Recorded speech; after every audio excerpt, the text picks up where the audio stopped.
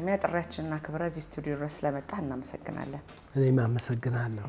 ራስህን ብታስተዋውቅልን። እኔ ዳንኤል አለባቸው እባላለሁ። እሺ አቶ ዳንኤል አለባቸው እንግዲህ ዛሬ ከህይወት ልምዶት ወይም ደግሞ የህይወት ታሪኮትን ልናወራ ነው የተገናኘነውና እስቲ ወደ ኋላ ልመልስ። እድገት ምን ይመስል ነበር? የተወልደ አደክ ምን በሚመስል ቤተሰብ ውስጥና እንዴት አደክ የሚለውን ትንሽ ወደ ኋላ ተመልሰን ብናወራ። የተወለድኩት አዲስ አበባ ውስጥ ነው። እናቴ አወጣሽ አድጉ፣ አባቴ አለባቸው አማረ ይባላል። እናቴ እንደ አባትም እንደ እናትም ሆና ነው ያሳደገችኝ። አባቴ በስደት ላይ ነበር፣ ውጭ ሀገር ነበር የሚኖረው የነበረው እኔ እስከማድግ ድረስ። እናቴ እንደ አባትም እንደ እናትም ሆና ነው ያሳደገችኝ። እዚሁ አዲስ አበባ ውስጥ ነው ያደግኩት። ኦኬ። እህትና ወንድም እንዴት ነበር? አሉኝ። እኔ ለቤቴ የመጨረሻ ልጅ ነኝ። ኦኬ። አዎ፣ ሁለት እህቶችና አንድ ወንድም ነበረኝ። ሁለት እህቶቼን አጥቻለሁ፣ በሙሽርነታቸው ሞተውብኛል።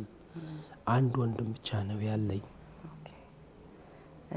እንደ ወደ ኋላ መለስ ብለን ካየን እንዴት ነበር አስተዳደግ፣ የትምህርት፣ የባህሪም ልጅነትህን ብታጫውታል? ልጅነቴ የመጨረሻ ልጅ ነኝና ቤት ውስጥ ከሁሉም አይን ትኩረት ተሰጥቶኝ ነው ያደግኩት ቤት ውስጥ እና ሁሉም አይኑን እኔ ላይ ነበርና ግን አስቸጋሪ ልጅ ነበርኩኝ እውነት ለመናገር። እና ሳስቸግር ግን እስከ ኤሌመንተሪ ድረስ ጥሩ ጎበዝ ተማሪ ነበርኩኝ። ሃይ ስኩል ከገባሁ በኋላ ግን ነገሮች ተቀየሩ። አዳሪ ትምህርት ቤት ውስጥ ነው ሚሽን ነው የተማርኩት፣ ኩየራ ውስጥ ነው የተማርኩት። እና ከዛ ተባርሬ ነው የወጣሁት። በባህር ችግር? አዎ፣ በማስቸገር በጣም አስቸጋሪ ልጅ ነበርኩኝ። ሁሉ በመስታወት በመስበር ምናምን በመጠጣት ብዙ ነገር በቃ የባህሪ ብልሽነት ነበረብኝ በደንብ። እና ብዙም ነገር ነበረ የማይገነባ ነገር። ሻሸመኔ ኩየራ ውስጥ ነው የነበረው። ይሄ ነው የልጅነት አስተዳደጌ። ለቤቴ የመጨረሻ ልጅ ነኝ። እናቴ ደግሞ ሆቴል አላት። ሆቴል ውስጥ ነው ያደግኩት። ከሆቴል በኋላ ሆቴል ውስጥ እያለን ግን እናቴ ግን የራሷን ቤት ገዝታ ወደ ቄራ መኖር ጀመርን። ሆቴሉ ግን እንዳለ ሆኖ ነው። እና ትምህርት ይሄ ኤሌመንተሪ ጊዜ ነው። እስከ ሃይ ስኩል እስክጨርስ ድረስ ይሄ ሁሉ ነበረ። ኦኬ። እንደው በዛን ወቅት በጌታ አልነበርክም? ጌታ የሚባል አላውቅም። እኔ ያው እሁድ እንቆርባለን። ቤተክርስቲያን ቅዱስ ሚካኤል ቤተክርስቲያን ውስጥ እንሄዳለን። ጎላ ሚካኤል ላይ የጌታ ቅዱስ ቁርባን እንቀበላለን። ካልጋ ላይ አልወርድም ነበረ። ቆርባሃል ውሃ እንዳትነካ ምናምን ተብዬ አልጋ ላይ ነበረ በቃ የምጠበቀው። ለምን እኔ ከወጣው በቃ የሆነ ትርምስምሱን አውጥቼው ነው የምመጣው አገሩን። እና አልጋ ላይ እንዳትወርድ ተብዬ አልጋ ላይ ነበር የምጠበቀው የነበረው አስታውሳለሁ። እና ቤተሰቤ አክራሪ ኦርቶዶክሶች ናቸው በሙሉ። አያቴ ምናምን አጎቶቼ ምናምን ብዙዎቹ አክራሪ የሚባሉ ናቸው። እና እኔም ደግሞ በኢትዮጵያዊነት ባህል ውስጥ ያደግኩት። ኦኬ። እንደው ታዲያ ከእንደዚህ አይነት ቤተሰብ ውስጥ በምን መልኩ ነው ጌታን ያገኘው? በጣም ነው ለራሴም ይገርመኛል። ወደ ጌታ አመጣጤ ብዙውን ጊዜ ማሳልፈው ከጠዋት ጀምሬ እስከ ማታ ድረስ ነው የምጠጣው መጠጥ። እና መጠጥ በጣም ነው የምጠጣው። ኖርማል ያልሆነ አጠጣጥ ነው። እና የሞትን ፍለጋ ነበር የምሮጠው እኔ። ሞት የት አለ? በቃ ሞት ይሸሸኛል፣ እኔ ሞትን አባርራለሁ። በሁሉ የሚበር መኪና ነው እንትን የሚለኝ። መሳሪያ የያዘ ሰው በቃ አንቄ ነው የሚይዘው። ምክንያት ነበረው ወይንስ? አላውቀውም፣ ለራሴም አላውቀውም። አሁን ነው ምን ማለት ነው እያልኩኝ አሁን ነበር የምገረምበት የነበረው። እና አሁን ራሱ ያስደነግጠኛል። አሁን የሆነ ይመስለኝና በጣም ያስደነግጠኛል። ምን ማለት ነው እንደዚህ ማድረጊ? ግን በዚህ ሁሉ ግን ውልብ የሚልብኝ ነገር ነበረ። ምንድነው በቃ እኔ እግዚአብሔር አንተ ነህ የፈጠርከኝ ብዬ ቀጥታ ወደ ገዳም እገባለሁ። ዝቋላ ገዳም እሄዳለሁ። ኦኬ። በዛ ሁኔታ ውስጥ ሆኜ በሚገርምሽ አይነት ሁኔታ የጠጣሁት መጠጥ ኦልሞስት ከ25 ዓመት በላይ ነው የጠጣሁት።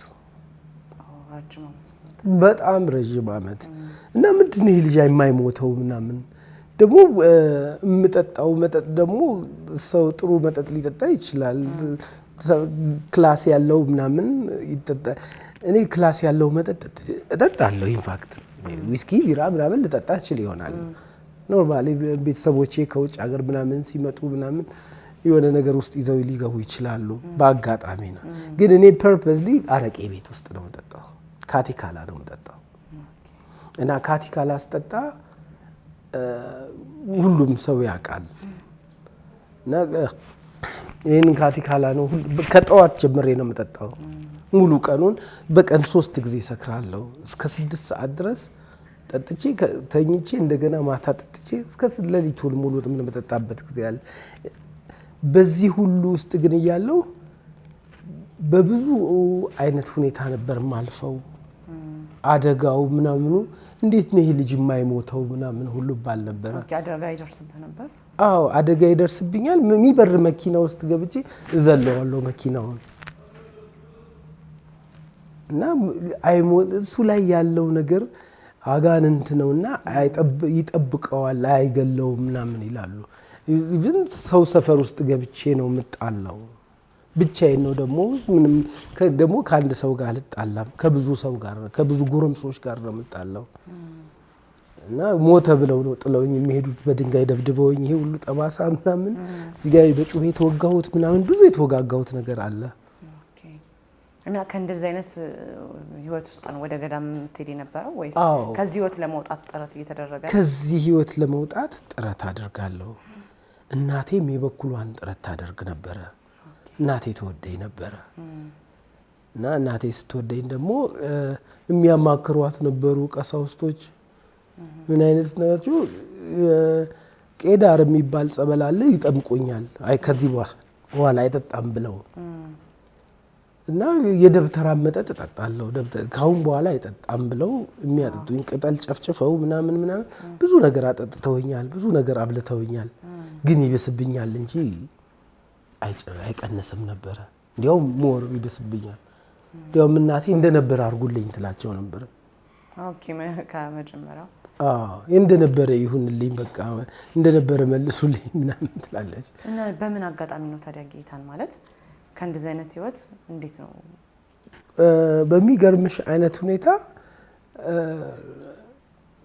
ጴንጤ የሚባል ነገር ሰማለውና ያሳዝኑኛል ሰውም አይመስሉኝም ጴንጤዎች እውነት ለመናገር አንደኛ ከመቤቴ ተለይተው እንዴት ይኖራሉ እንዴት ከማርያም ተለይተው ማርያምን ክደው ነው የሚባለውና ማርያምን ክደው ምን ሰው ይሆናሉ ኢትዮጵያዊነት እኔ ከእግዚአብሔር ተዋህዶ ሲባል ከእግዚአብሔር የተዋሃደ ነው የሚመስለኝ እውነት ለመናገር እና ኢትዮጵያዊነትን ስፔሻል አድርጌ ነው ማየው ኦኬ እና እንደዚህ ያሳዝኑኛል እንደ ሰው ማላያቸው ከሃዲ ማርጊያቸውና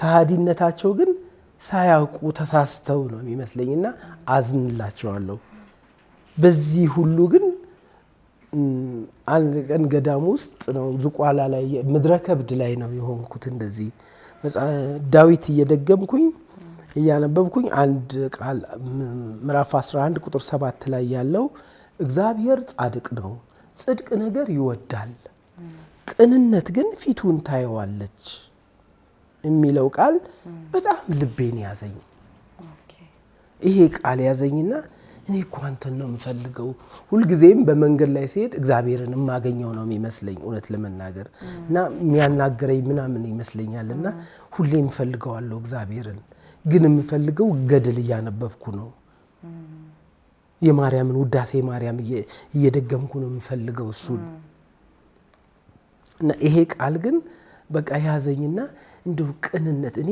ቅን አይደለሁም አጭበርባሪ ሌባም ነበርኩኝ ብዙ ሴቶች ጋር ሞል ሰው ነኝና ቅን እንዳልሆንኩ ይገባኛልና እንደው ሁሌ ልመናዬ አንተን እንዳይ ቅን ልቦና ፍጠርልኝ ነበር ጸሎቴ እና ቅንነት በጣም ለምነው ነበር ኦልሞስት ይሄንን ጸሎት ከ10 አመት በላይ ጸልየዋለሁ እና የሆነ ጊዜ ግን በህልሜ ቸርች ውስጥ ገባሁ።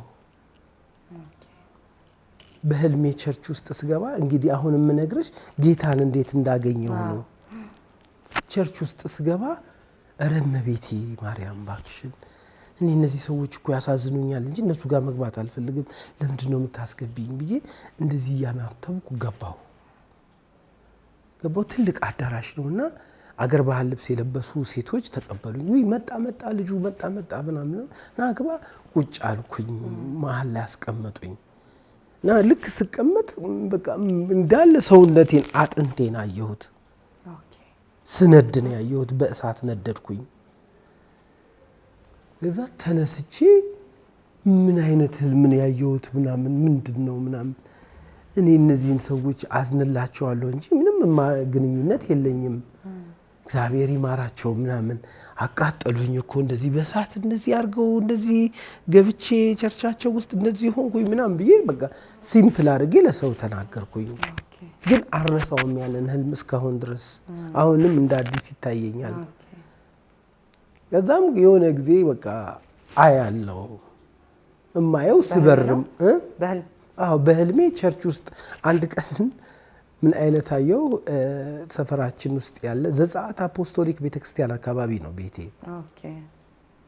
ከዛ አጠገብ ነውና እንዲያውም እዛ ውስጥ ያሉ ቸርች ሰዎችን በጣም አስቸግራቸው ነበር ጠጥቼ። በፊት ማለት ነው። በፊት እንዴት እናንተ እንደዚህ መጽሐፍ አታነቡ? የሆነ እውቀት ነበረኝ። ምን አይነት እውቀት እንደነበረ በጣም ያሳዝናለሁ። ጥራዝ ነጠቅ የሆነ እውቀት ነበረኝ። ይሄ ከራስታ ፋራ ጋር ምናምን ከኢትዮጵያኒዝም ጋር ተዋህዶ ምናምን የሆነ ደስ የማይል እውቀት ነበረኝ እና እነሱን አስቸግራቸው ነበረ። እንዴት እመቤቴን ትታችሁ ወዴት ትሄዳላችሁ ምናምን እያልኩ። የሆነ ቀን ግን በህልሜ እዛ በር ላይ በጣም ረዣዥም ሰዎች ናቸው፣ ፊታቸው አይታየኝም። እጄን ይዘውኝ ወደ ቸርች ገቡ። ቸርች ይዘውኝ ገቡ። እንዲህ ኧረ ቸርች ገቡ። ምንድን ነው ምን ልናገር ነው ምናምን ዞር ብዬ ሳይ አንድ ዲያቆን አለ፣ የኦርቶዶክስ ዲያቆን ተንበርክኮ ሲጸልይ ያየሁት። እዚህ ምን ይሰራል ምናምን በጣም ወደው ነበረ። እስካሁን ድረስ አላገኘሁትም። እሱ ግን ጌታን አግኝቷል። አሁን ግን አግኝቼው አይቼው አላውቅም። እና በእንደዚህ አይነት ሁኔታ እያለሁ ከጥቂት ሁልጊዜ እገባለሁ ቸርች። በህልሜ ነው የምገባው እና ምንድን ነው ይሄ ነገር እና ወንጌልም ለማንበብ ሞክርና ይሄ ጴንጤዎች ነው ብዬ እሸፍነዋለሁ። ኋላ መጨረሻ ላይ ግን ጌታን እንዴት አገኘው መሰለሽ? አንድ ጓደኛ አገኘው። አሁን ያለችው ባለቤቴ ሰላማዊት ጴጥሮስ ትባላለች። ባለቤቴ ነች። በጣም ወዳት ባለቤቴ ነች። እሷ ነች ለዚህ ነገር በቃ ያበቃችኝ። እሷን ካወቅኳት በኋላ እሷ በጌታ ነች እና የመጀመሪያ ያየችኝ ቀን አክራሪ ኦርቶዶክስ ነው ዳንኤል የሚባልና አስተዋውቅሽ ሲሏት እንዲህማ ጴንጤ ነው አለች እሷ ራሷ። አንቺ እኔ ጴንጤ አልወድም፣ እንኳን ጴንጤ ሊሆን እናትክን ብሎ መሳደብ እንኳን አልወድም። ለምን እናትን ከማርያም ጋር ስለማያይዘው ለእናት ክብር አለኝ። እንደዚህ ያለ ምን ያገናኛ ከሷ ጋር በጣም መገናኘት እየተግባባን መጣንና ከዛ እኔ ምን እንደሆነ አላውቅም ወደ ትግራይ ሄድን። ሽሬ እንዳስላሴ የሚባል ሀገር ወደ ለስራ አብረን ሁለታችንም ሄድን። እዛ ሄደን በቃ አብረን መኖር ጀመርን ተጋብተንና ኦርቶዶክስ ቤተክርስቲያንን ጠላሁት። እሷ በጌታ ሆና አንተ በጌታ ሳትሆን የተጋባችሁ? ስንጋባ በቃ በምንም አይነት በቃ ጓደኛሞች ነው የሆነው። በጣም ጓደኛሞች ሆነንና እንዲያውም በቃ አብረን የምንሆን አይመስለንም ነበር፣ የምንጋባ አይመስለንም ነበር። ጓደኛሞች ነን። ጓደኛሞች ነን፣ ግን እግዚአብሔር ግን አገናኘን እና ከተገናኘን በኋላ ግን እኔ ኦርቶዶክስን ጠላሁ በማላውቀው ሁኔታ። ትነግረህ ነበረ ስለ ጌታ ወይንስ እንዲሁ? አዎ ዕብራውያንን አንብበው ትለኛለች። የዕብራውያንን ወደ ዕብራውያን ሰዎች ያለውን መጽሐፍ አንብበው እስቲ አንድ ሁለት ገጽ አነብና እዘጋዋለሁ። የሆነ ቀን ግን እግዚአብሔር ግን በጣም በሚገርም አይነት ሁኔታ ከባድ ነው። በዚህ ሁሉ ውስጥ ይናገረኝ ነበር እግዚአብሔር። ሄድኩኝና አቦ ያመቱ መጋቢት 5 ቀን ነበርና ሁሌማ ከብረው በዓል ነበረ እና ሄጄ ሁለተኛ አልመጣም አልኩኝ። እኔ እዛው ሄዳ ቤተክርስቲያኑ ላይ ግቢ ውስጥ ገብቼ ያልኩትን ነገር ለራሴ ያስቀኛል። ሁለተኛ አልመጣም። ለምን እንዳልኩት ሁሉ አይገባኝም። እኔ ከዚህ በኋላ መድኃኒዓለም ኢየሱስ ክርስቶስን ነው ማመልከው አልኩት እና ይሄ የመጨረሻ ጊዜ ነው እዚህ ቤተክርስቲያን ስመጣ ብዬ ማልኩና ወጣሁ። ከዛ በትክክል መገናኘት ያለብኝ ካንተ ጋር ነው ምናምን ብዬ ለባለቤቴ እንደዚህ መንጫጫት አልፈልግም፣ ይሄ ጫጫታችሁን አልወደውም፣ ግን አንድ ፓስተርና እኔ አንቺ ሆነን መጸለይ ይፈልጋለሁ አልኳት። እሺ ቸርች እንፈልግ አለች። እንደዚህ ስነግራት መሽቷል። ኦኬ በነጋታው እንሄዳለን ተባብለን በነጋታው ልንሄድ ስንል እኔ በህልሜ አየሁኝ። ምን አይነት ቸርች አየሁ? ቸርች አየሁ። እንደገና ፑልፒት ላይ ቆሜ ነው ያየሁት ራሴን እና እንደዚህ እኮ አይመስለኝም ነበረ። እኔ እንደ ተሳስቼ ነበረ።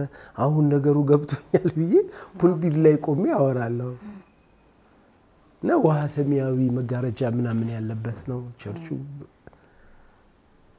እንደዚህ እንደዚህ እኮ ህልም እንደገና እኮ አየሁ ይሄንን ቸርች እንፈልገው ተባብለን ስንወጣ ያንኑ ቸርች ቃለ ሕይወት ቤተክርስቲያንን አገኘሁት እዛው ሸሬ ውስጥ ላይ እና ፓስተሩንም አገኘሁ። ፓስተር ተመስገን ይባላል።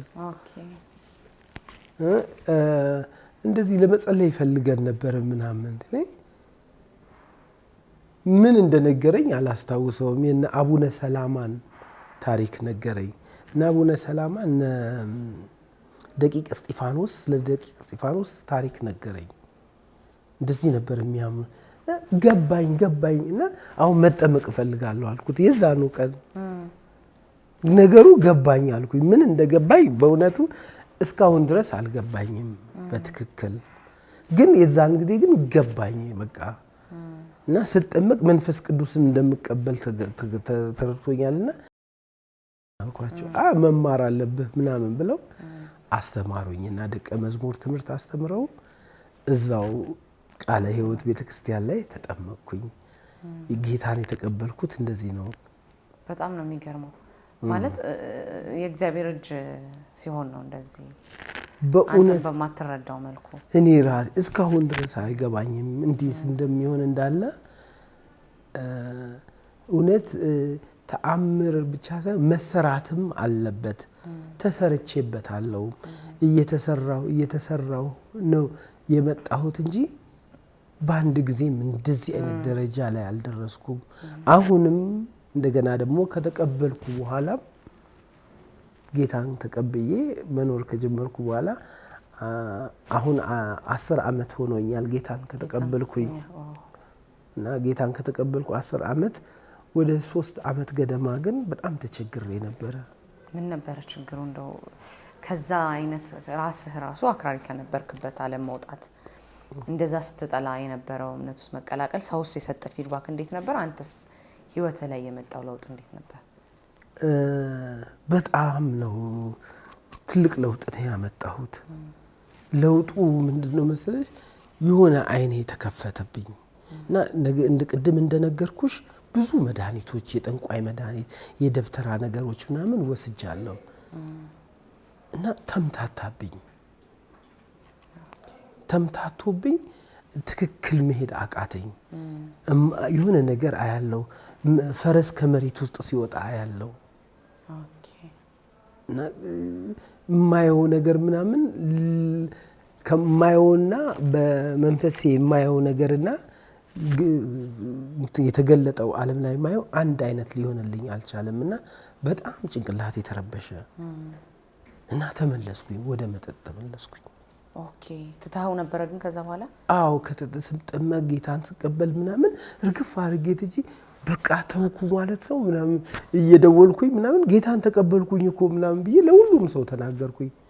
አንተ ምናምን ለምን የምታወቀው ገዳም ውስጥ ገዳም ውስጥም ባዶ እግሬን ሄጄ ምናምን ሳገለግል እንጨት ስፈልጥ ምናምን የጽድቅ ጥማት ነበረብኝ። እግዚአብሔርን የማግኘት ጥማት ነበረብኝ። ውጭ ያለው ላይፍ ግን ሌላ ነው። በሚገርምሽ አይነት ሁኔታ 16 ቀን ጾም አለ አይደለ? ነሐሴ ላይ እሱን ጾም ሽምብራ ነው የምበላው በቀን አንድ ጊዜ አንድ ኩባያ ውሃ እና ሽምብራ ነው የምበላው። እሱን በልቼ ስጨርስ ማለት 16ኛው ቀን ላይ ባረቄና በጠላ ነው የምፈታው። በጣም ነው የሚገርም። የጾምኩት ጾም እንዴት ነበር ያለው? አሁን ነው የዛን ጊዜ ህጋዊ ነበርኩኝ። አሁን ነው ህገወጥ መሆኔን የማውቀው። ምን አይነት ነገር ነው? ምንድን ነበር እንዴ ሳረግ የነበርኩት ምናምን የሆነ በቃ በዓል ምናምን ይዘጋጃል ምናምን በቃ ጽድቅን ሰርተን እንደጨረስና አለኛ ጻድቅ እንደሌለን አድርገን ነው የምናስበው። እና በዚህ መሃል ላይ ብዙ ጥፋቶች አጠፋ ነበረ። እግዚአብሔር ጌታ መልካም ነው። እኔ ስለሱ ተናግሬ ምን አይነት ፍቅር እንዳገኘኝ ከዚህ በኋላ ግን አንድ ያልነገርኩሽ ነገር ምንድነው መሰለሽ? ከተቀበልኩ በኋላ 4 ዓመት 3 ዓመት ገደማ ተቸግሬ ባክ አረኩኝ። ኮምፕሊትሊ ነው ባክ ያረኩት እና ቸርችን በርቀት ነው ማያት መጠጋት እፈራለሁ። በቃ ተጫጭሼ ምናምን ቸርቿን ማየት ይከብደኛል። ማንኛውንም ቸርች በሄድኩበት ቦታ ላይ ቸርች ውስጥ ገባለሁ ማለት ሳላጨት ሳልጠጣ በፊት አቁሜ እያለሁ ቸርች ውስጥ ገባና ጌታን የምትቀበሉ ካላችሁ እንዴ ዞር ዞር ብዬ አይና ሰው ዝም ይላል እንዴት አይቀበለውም ጌታን ብዬ ተነስቼ ይቀበል 4-5 ቤተክርስቲያን ሄጄ ጌታን ተቀብያለሁ። ሁሌ ምናፍቀው ነገር ነው ይሄንና ማገኘው ነው የሚመስለኝ። ባክ ስታደርግ ከዛ ህይወት ወደ ነበረበት ተመለሰ እንዴ? ባክ ሳላረግ በፊት ባክ አድርጌ ያለው ቸርች በርቀት ምናምን አላለ አጭሼና ጥጥቼ መግባት በጣም እንደ ኃጢያት ነው የሚታየኝና አልገባም እና በቃ ከቸርች ቀረው። ግን ልቤ ውስጥ ግን ይነድብኝ ነበረ። የሚታየኝ ቸርች ነው፣ የሚታየኝ አምልኮ ነው እና ቤቴ መጽሐፍ ቅዱስ ለማንበብ ሞክራለሁ። እና በዚህ ሁኔታ ውስጥ ያለው አንድ ቀን መጽሐፍ ቅዱስ ኮሜዲነት እንደዚህ ጠረጴዛ ላይ ቁጭ ብሎ አገኘውና ስገልጠው ዮሐንስ ወንጌል ምዕራፍ 14 ነው የገለጥኩት።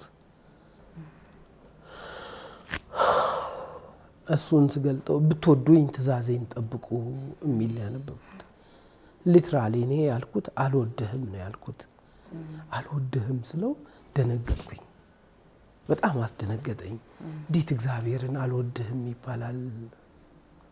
ይሄ እግዚአብሔርን አልወድህም አልኩት። በቃ አዎ እውነቴን ነው። ምን ላርግ ታዲያ? በወድህ ትእዛዝህን ጠብቅ ነበረ። ስለዚህ አልወድህም። አንተ ግን እንደምትወደኝ አውቃለሁ። ከወደድከኝ እንድወድህ እርዳኝ አልኩት። ይሄን ነው ትክክለኛ። ይሄ ነገር ግን በቃ ልቤ ውስጥ በጣም ከበደ እና በጣም ልገልጽልሽ የማልችለው ፍቅር የጌታ ፍቅር በደንብ ገባብኝ። እንደዚህ ይሄንን ነገር ካልኩኝ ከ3 ወር አልቆየሁም። መገናኛ ላይ ራሴን ያገኘሁት መገናኛ ላይ ነው። ኢየሱስ ያድናል ብዬ ስመሰክር ከዛ ባካረኩ በኋላ ማለት ባካረኩ በኋላ 3 ቀን ጾም ጸሎት ገባሁ። ብርታት ሰጠኝ። ያ ሰዎችን የሚያድን የእግዚአብሔር ጸጋ ተገልጧል የሚለው ነገር እኔ ላይ በደንብ ተገለጠልኝ። ዓለማዊነትና ኃጢያተኝነትን የሚያስክደው ጸጋ በእውነት ተገለጠልኝና ለኔ ብርታት ሆነኝ። ይሄ ጸጋ አነሳኝ። የእግዚአብሔር ጸጋ አነሳኝ። ምልሽ የነበረኝ ልምምድ እና የነበረኝ ሁኔታ አይደለም ቆሜ ልሄድ ልመሰክር እኔ መገኘት ያለብኝ ወይ መሞት ነው ያለብኝ ወይ አልጋ ላይ ነው መተኛት ያለብኝ። ሁሉ ነገር ፌል አርጎ ለምን ኤክስትሪም የሆነ ነገር ነው ማደርገው የነበረው ሁሉንም ነገር ይሄ ጥፋት የሚባሉትን ነገሮች ግን እግዚአብሔር ረዳኝ። ጌታ ኢየሱስ በእውነት ነው ይመጣልኝ። ለኔ ኢየሱስ ለኔ ሆነውን ለማንም ይሆን አይመስለኝም። ከራሴ ጋር ሳስተያየው ለኔ ያዳላ ለኔ ብቻ ያለ ነው ይመስለኝ። ደግሞ ምነው እኔ እስከማቀው የራሴን ስለማቅ የኔ ነው ኢየሱስ በእውነት ተገለጠልኝ። ተገለጠልኝ ግን ስልሽ በህይወቴ ላይ የማየው ነው። የኔን የህይወት ለውጥ ነው ያየሁት። እኔ በጣም ተለወጥኩኝ፣ ኮምፕሊትሊ ተለወጥኩኝ። ያንን ስብከት ሰበክ፣ ከዛም በኋላ ህይወት ወደ መቀየር ሆነ? አዎ 3 ቀን ጾም ጸሎት ያስኩና ከ3 ቀን ጾም ጸሎት በኋላ መገናኛ ላይ ነው ራሴን ያገኘሁት። መገናኛ ላይ ኢየሱስ ያድናል እያለ ማለት 2010 ዓመተ ምህረት ላይ ከዛን ቀን ጀምሮ እስካሁን ድረስ እየሰበኩ ነው። ከጊዜም አይጠፋም ትራክት በሁሉም ቦታ ላይ እኔ ሰብከዋለሁ። የትኛውም ቦታ ላይ ገብቼ ስለ ኢየሱስ ለመናገር ምንም ምፈራው ነገር የለኝም። ኢየሱስን ህይወት መሆኑን በራሴ ያየሁት ነገር ነው እና ስናገረውም ለሰዎች መፍትሄ እንደሚሆን ብዙ ነፍሳት እግዚአብሔር ሰጥቶኛል። ብዙ ሰዎች ሳልናገርም ሳልሰብካቸውም አይተውኝ የተለወጡ ሰዎች አሉ። ህይወትህን በፊት ቀደምት ህይወት በፊት ጤነኛ ሆኜ አይተውኝ አያውቁም ሰዎች። አሁን ግን ሲያዩኝ መጽሐፍ ቅዱስ ይዤ ነው የሚያዩኝ። ቦርሳ ይዤ ነው፣ ቦርሳዬ ውስጥ ትራክትና መጽሐፍ ቅዱስ ብቻ ነው ያለው እና በዚህ መልክ ነው ጌታን ያገኘሁትና ጌታን ካገኘሁ ቀን ጀምሮ ማለት ለመረዳት ጊዜ ቢፈጅብኝም ተረድቼው ከህይወቴ ጋር ከተዋሃደ በኋላ ግን አገልጋይ ነው የሆንኩት፣ ወንጌላዊ ነው የሆንኩት። ወንጌላዊ ነኝ እኔ በቃ የትኛውም ቦታ ላይ ሄጄ ኢየሱስን ለመስበክ ምንም የምፈራው ነገር የለኝም። እንደው ምናልባት የሚስትህ ጸሎት ነው ልንል እንችላለን አንዳንዴ በጣም በዛን ሰዓት በዛን ወቅት በጌታ ቤት የጸናሽ ነበረች አንተ በምታደርግበት ሰዓትም?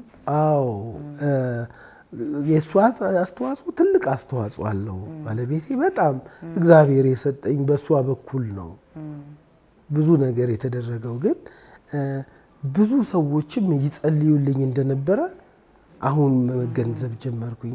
ለምን አሁን የምጸልይላቸው ብዙ ሰዎች አሉና ለኔም ተጸልዩልኛል በርግጥ እንጂ የራሴ ነገር አይደለም። ከራሴ የሆነ ነገር የለም። ብዙ ግን እናቶች ግን ብዙ ወንድሞች እንደጸለዩልኝ ይሰማኛልም አሉም ደግሞ ብዬ አምናለሁ። እውነት ነው። የጸሎት ውጤት ካልሆነ ከባድ ነው። ባንዴ በጭራሽ አይሆንም።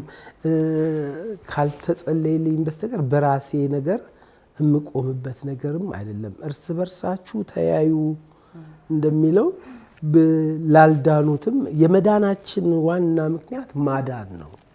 የዳነው ልናድን ነው እንጂ የዳንበት ምክንያት ቁጭ ለማለት አይደለም። በኢየሱስ ስንድን ልናድን ነው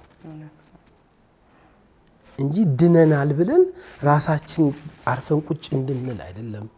ለሌሎችም ሰዎች የመዳኛ መንገድ እንድንሆን ክርስቲያን ማላጅ ነው፣ የሚቃትት ነው፣ ልንማልድ ነው። የማስታረቅን ቃል በእኛ አኖሯል። ይህንን ቃል አክቲቬት ልናደርገው በህይወታችን ሊሰራ አይቶን ባንመሰክርም ህይወታችን ሊመሰክር ይገባል። እንደኛ አደባባይ ላይ ወጥቶ ኢየሱስ ያድናል ማለት ባንችልም በቤታችን ለሰዎች ልንማልድ ይገባናል። ይሄ የክርስቲያን ዋና መመሪያ ነው እላለሁ። በእውነት ነው። ኢየሱስ ክርስቶስ ካልተሰበከ መዳናችንን ለሰዎች መዳን ካልሆነ የኛ መዳን ጥያቄ ውስጥ ነው ያለው። እኛ ዳንን የምንለው ሰዎች በእኛ በኩል ሲድኑ ስናይ ነው።